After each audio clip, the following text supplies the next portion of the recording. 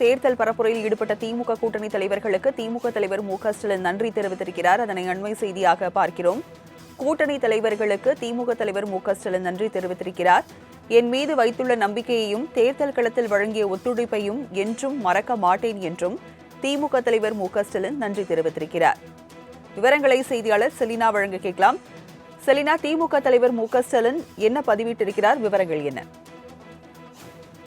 திமுக தலைவர் மு.க.ஸ்டாலின் ஒரு அறிக்கை ஒன்றை வெளியிட்டிருக்கிறார். அதில் குறிப்பாக எந்த நிலையிலும் மக்கள் நலனுக்காகவும் மாநில உரிமைக்காகவும் தன் பயணத்தை தொய்வின்றி தொடரும் அரசியல் இயக்கமான திமுக தலைமையிலான மதச்சார்பற்ற முற்போக்கு கூட்டணியில் 2019ஆம் ஆண்டிலிருந்து 2 நாடாளுமன்ற தேர்தல்கள், 2 சட்டமன்ற தேர்தல்கள், ஊராட்சி தேர்தல்கள், நகர்ப்புற வளர்ச்சி தேர்தல்கள், இடைத்தேர்தல்கள் என தொடர்ந்து பங்கெடுத்து வரக்கூடிய தோழமை கட்சிகள் தலைவர்கள் மற்றும் நிர்வாகிகள், தொண்டர்கள் அனைவருக்கும் திமுக தலைவர் என்ற முறையில் என் நன்றியை தெரிவித்துக் கொள்கிறேன் என்று தற்பொழுது திமுக தலைவர் தெரிவித்திருக்கிறார்.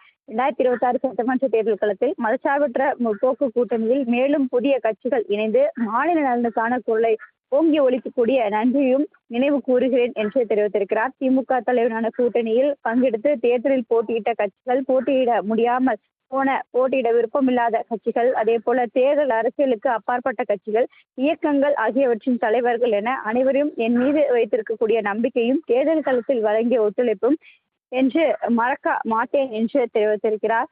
இந்திய தேசிய காங்கிரஸ் கட்சியின் தலைவர் செல்வபெருந்தகை, அதே போல மதிமுக பொதுச் செயலாளர் வைகோ, பிரேமலதா, விடுதலை சிறுத்தைகள் கட்சியின் தலைவர் திருமாவளவன், அதே போல கம்யூனிஸ்ட் கட்சி வீரபாண்டியன், அதே போல சண்முகம், முஸ்லீம் லீக் கட்சியின் காதர் மொய்தீன், மனிதநேய கட்சியை சார்ந்திருக்கக்கூடிய ஜவாஹிருல்லா உள்ளிட்ட கூட்டணி கட்சி தலைவர்கள் அனைவருக்கும் எனது நன்றியை தெரிவித்துக் கொள்கிறேன் என்று தெரிவித்திருக்கிறார். அதே போல திமுக கூட்டணியில் அமைந்திருந்த இயக்கங்கள், அதே போல பல்வேறு கூட்டணி அமையாத கட்சிகள் என அனைவருக்கும் என் நன்றியை தெரிவித்துக் கொள்வதாக தெரிவித்திருக்கிறார்.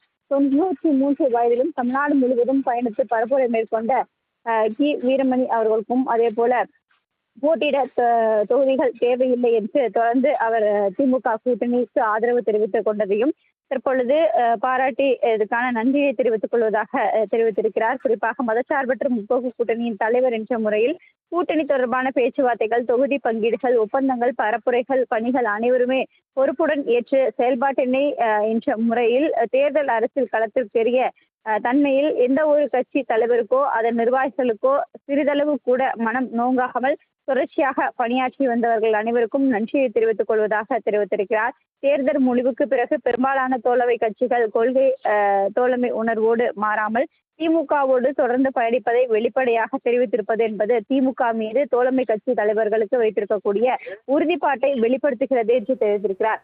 அதற்கேற்ற நம் கொள்கையும் உறுதியாக இருக்கக்கூடிய அரசியல் கட்சியாக ஒன்றுபட்டு நின்று மக்கள் நலனுக்காகவும் மாநில உரிமைக்காகவும் நம் பயணத்தை எப்போதும் போல தொடர்ந்து மேற்கொள்வோம் எனவும் தமிழ்நாட்டை காக்கும் வலிமை, அதற்கான போர்க்குணமும் நமக்கு உரித்தானது என்று தெரிவித்திருக்கிறார்.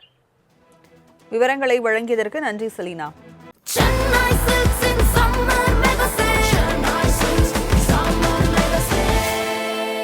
The Chennai Silks in Mega Summer Sale.